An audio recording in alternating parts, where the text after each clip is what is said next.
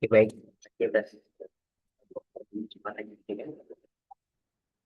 Ini saya akan menjelaskan atau mereview kembali terkait dengan eh, materi dari mata kuliah seismik refraksi dan transmisi.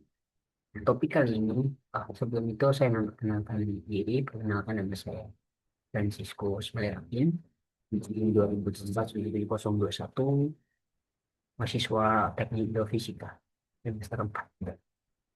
Oke, saya izin untuk share screen. Oke, baik. Eh, nah, oke, terima kasih. Di sini kita akan membahas terkait dengan apa yang dimaksud dengan inversi tomografi. Jadi, tomografi itu sebenarnya adalah teknik untuk merekonstruksi distribusi properti fisik bawah permukaan, umumnya kecepatan gelombang seismik, atau kebalikan dari Slawless, menggunakan data waktu tempuh atau travel time. Gelombang seismik yang merambat dari banyak titik sumber atau source ke banyak titik penerima atau disebut dengan receiver. Oke, next slide-nya. Ini. Jadi eh, bagan yang kalian bisa lihat ini, mungkin bagan ini menunjukkan apa yang disebut dengan eh, forward modeling dan juga apa yang disebut dengan inverse modeling. Jadi pada dasarnya dua prinsip yang paling penting dalam inversi tomografi itu adalah forward modeling dan inverse modeling. Nah, pada bagan ini teman-teman mungkin bisa lihat sebetulnya apa yang dimaksud dengan solusi ekonal atau persamaan ekonal dan juga apa yang disebut dengan setting model.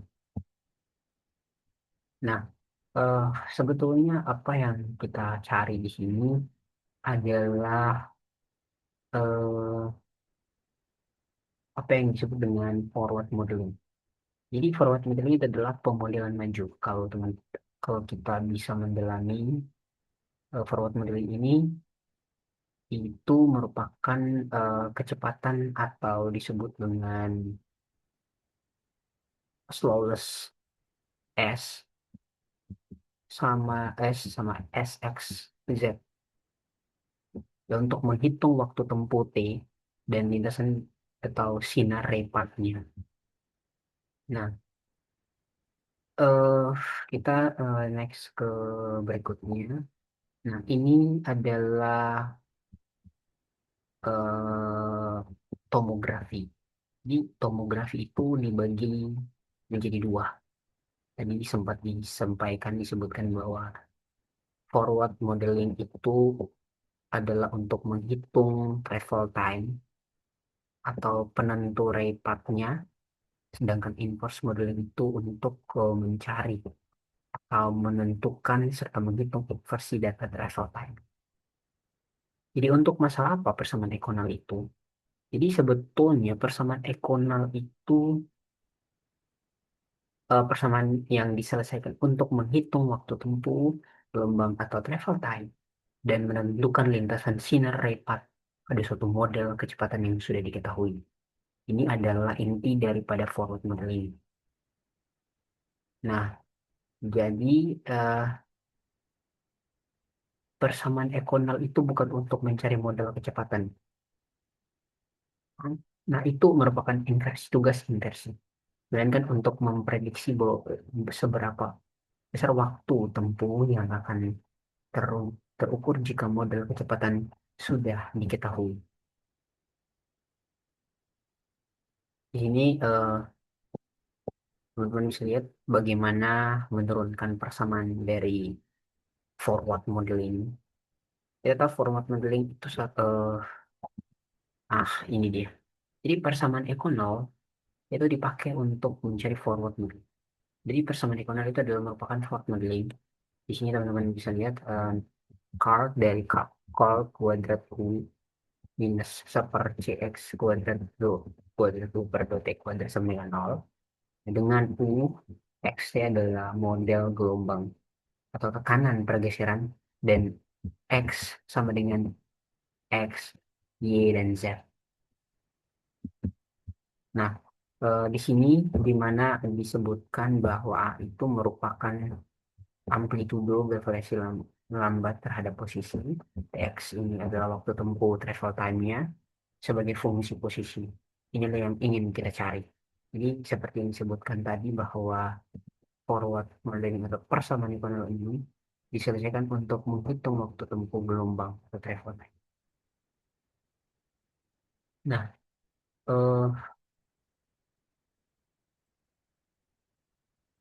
oke.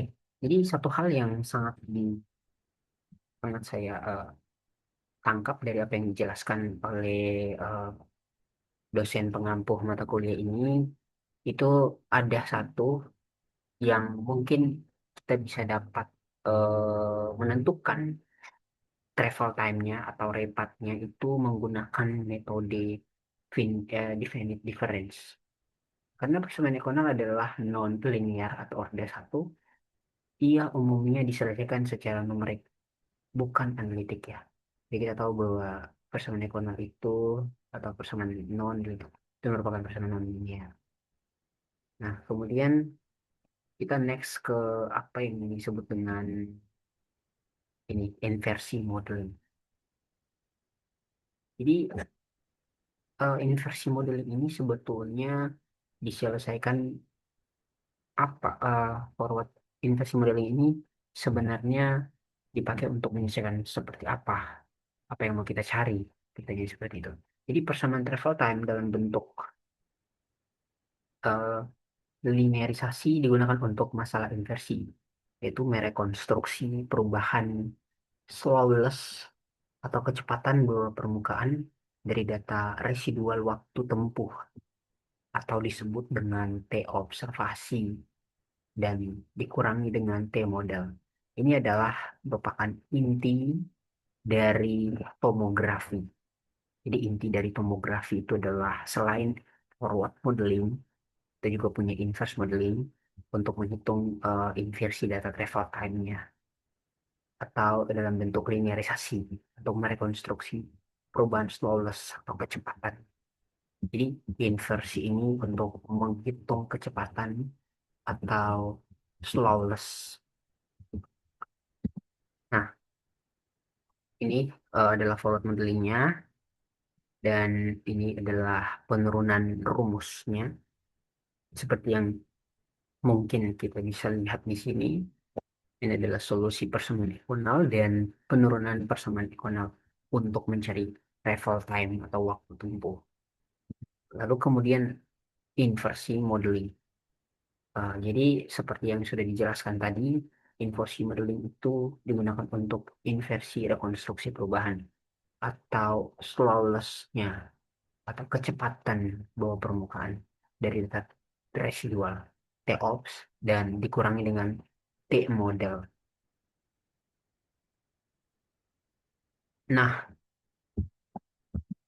eh, tidak begitu penting kalau kita tidak menjelaskan terkait dengan penurunan rumus daripada persamaan forward modeling atau persamaan travel time ini. Jadi di sini T ini merupakan ya T sama dengan integral dari L S X dr. Misalkan kita punya X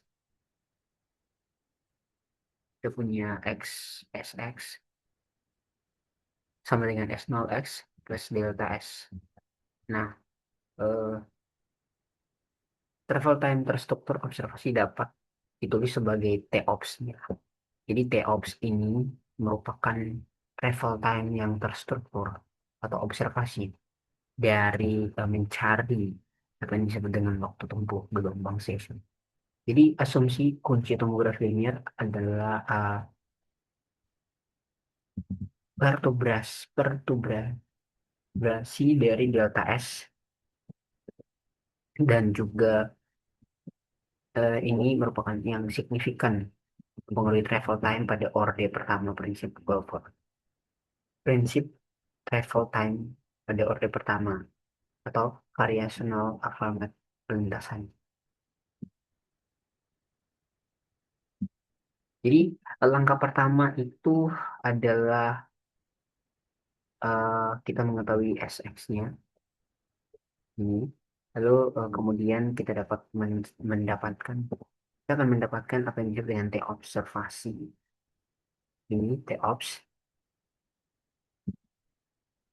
merupakan didefinisikan sebagai residual travel time. Jadi T obs ini adalah residual travel time. Dan inilah yang memunculkan bagaimana kita dapatkan apa yang disebut dengan ini. Oke. Jadi ini merupakan apa yang, nah, oke.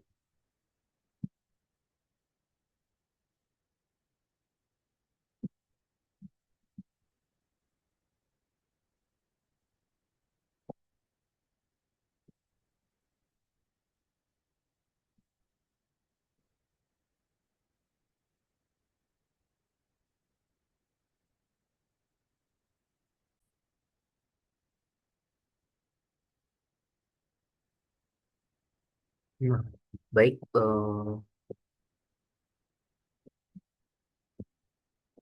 akan lanjut. Nah, lalu kemudian kita akan mendapatkan gambaran umum persamaan pemodelan informasi pemodelan seismik. Jadi di sini adalah persamaan travel time untuk lintasi dan kemudian ada langkah-langkah bagaimana dari gambar ini kita diberikan sebuah rekonstruksi ya, rekonstruksi lengkap terkait dengan ini lintasan di mana a source ini adalah sumber sumber getaran atau sumber pada gelombang seismik tersebut. Lalu kemudian ada receiver, receiver yang ditancapkan di setiap setiap jarak tertentu pada setiap lintasan ini. Jadi dari sini dalam persamaan matriks dapat ditulis sebagai berikut. Nah, ini persamaan data travel time-nya. Ini merupakan data terbaikan atau slowless-nya. Ini data panjang sinar tiap grid. Di persamaan ini bisa kita lihat di mana integral dari delta L dan delta L delta S dl. Jadi dengan dl adalah elemen panjang lintasan.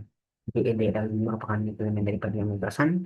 Sinar dan sx sama dengan seperdua. Jadi sx seperdua dari data slowless lokal. Ini berasal langsung dari definisi V.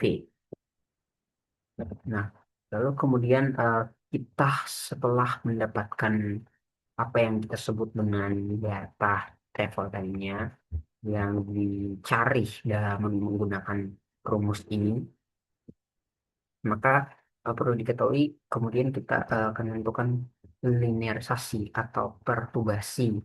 Misalkan model awal stretching model memiliki solus X, O, X. Nah, kemudian kita akan tadi sempat disebutkan akan mendapatkan T-ops-nya. Jadi T-ops jadi integral dari ini sampai sekian-sekian. Lalu kemudian eh, asumsi yang kita dapatkan secara residual waktu tempuh adalah integral atau penjumlahan dari koreksi slowest di sepanjang lintasan sinar yang menghubungkan antara eh, sumber dan penerima. Jadi penjumlahan dari setiap tiap kotak-kotak ini, kotak-kotak lintasan atau source di sepanjang lintasan sinar yang menghubungkan sumber dan penerima. Jadi source ini adalah sumber dan receiver merupakan penerima.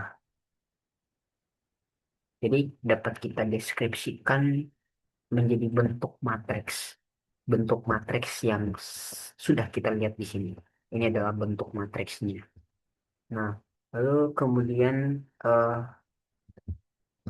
nah ini,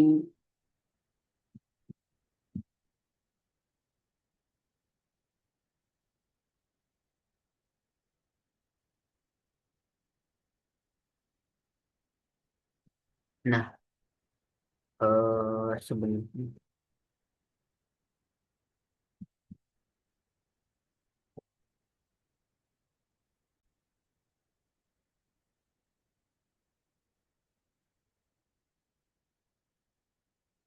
oke, baik. eh, nah, mungkin gambar ini kita dapat menyatakan bahwa persamaan yang ini dapat menjadi, eh, kita dapat menurunkan menjadi ini. Jadi persamaan tersebut hanya data travel time dan panjang sinar gelombang dari tiap-tiap gridnya saja yang diketahui, sehingga kita dapat melakukan atau membuat sebuah solusi dan proses inversi untuk dapat menghitung apa yang dimaksud dengan delta S dari tiap gridnya, yakni kita dapat mengetahui apa yang disebut dengan data travel time dan juga data waktu tunggu. Nah, kemudian di sini adalah bagaimana gambaran atau rekonstruksi seismik data dan travel time tomografi. Jadi, eh, gambar satu seperti yang dilihat di sini, gambar ini merupakan input model atau modification dari data seismik tomografi. Jadi, visualnya terdapat anomali. Jadi kita bisa lihat anomali sirkulasi. Sirkulasi lingkaran merah ini adalah anomali dari input model atau modificationnya. Lalu kemudian ini adalah eh titik tengah ini adalah ini ya anomali ya. Jadi tujuannya untuk mendefinisikan struktur bawah permukaan yang akan diuji secara numerik. Nah, yang kedua adalah eh, elastic waveform modeling. Jadi elastic waveform modeling ini adalah bagian bawah menunjukkan hasil hasil simulasi perambatan gelombang atau snapshotnya yang snapshot 30 meter per second dan 45 meter per second. Jadi di sini dapat kita lihat gambaran daripada waveformnya, ini gambar pertama dan gambar kedua. Dan eh, pada gambar ini juga kita dapat melihat bagaimana bentuk penjalanan gelombangnya, penjalanan gelombang seismik. Jadi kita kenal dengan adanya gelombang datang dan kemudian ada gelombang pasca setelah datangnya gelombang awal yang merambat di permukaan. Nah, eh, visualisasi gelombang sebagaimana berinteraksi dengan anomali merah yang terlihat adanya gelombang yang terpantul atau reflected dan terbiaskan atau diffracted saat melewati objek tersebut. Jadi di seismogram ini merupakan rekahan waktu tempuh gelombang yang diterima oleh sensor di permukaan. Kurva-kurva ini digunakan dalam proses tomografi untuk untuk kembali menentukan struktur bawah permukaan berdasarkan data tempuh dan data waktu tempuh dan data waktu tiba dari gelombang seismik tersebut.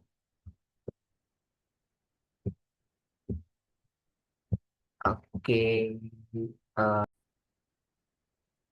oke. Lalu kemudian ada, nah ini, jadi ini merupakan model rekonstruksi data seismik dan travel time.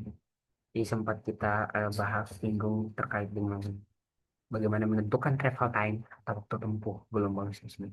Jadi pada gambar ini ditunjukkan atau memperlihatkan kepada kita bahwa ini merupakan data seismik travel time-nya. Jadi eh, seperti lihat gambar satu ini, a set of the real data.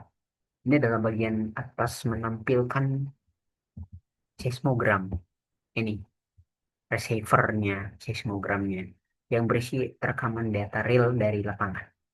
Nah, pada sumber horizontal.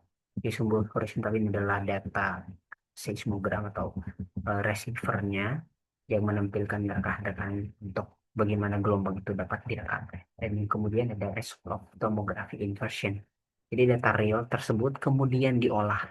Data tersebut dari data ini kemudian kita olah menjadi data result of tomography inversion.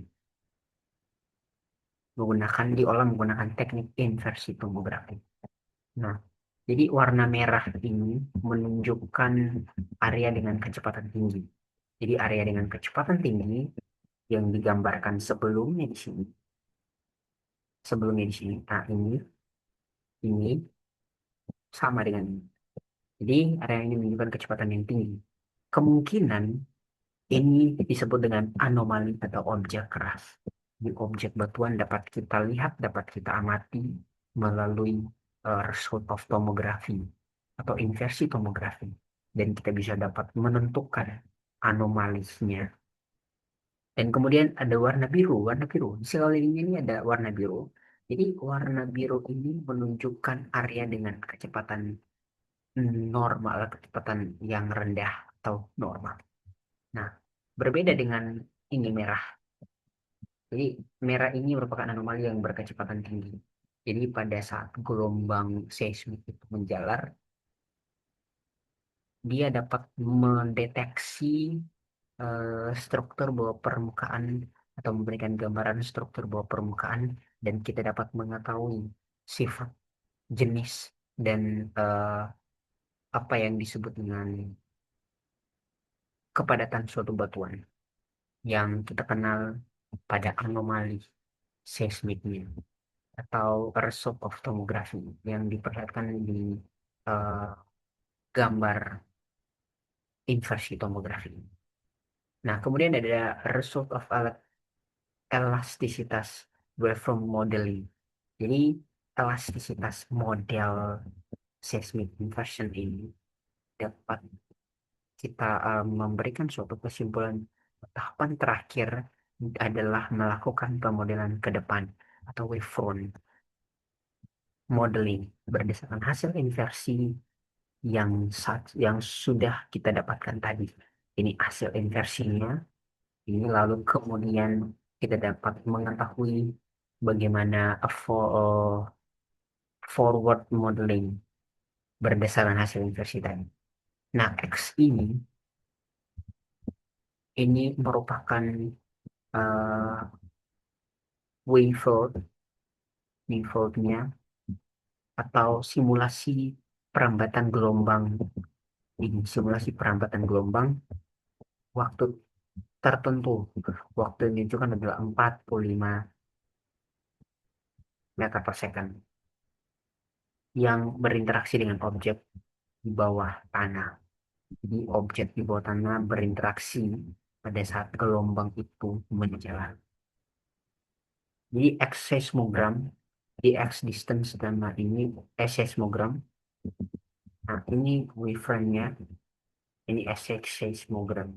Jadi kontak antara gelombang dan juga objek di bawahnya ini tidak dapat dihindarkan ketika gelombang tersebut. Kemudian ada seismogram nih.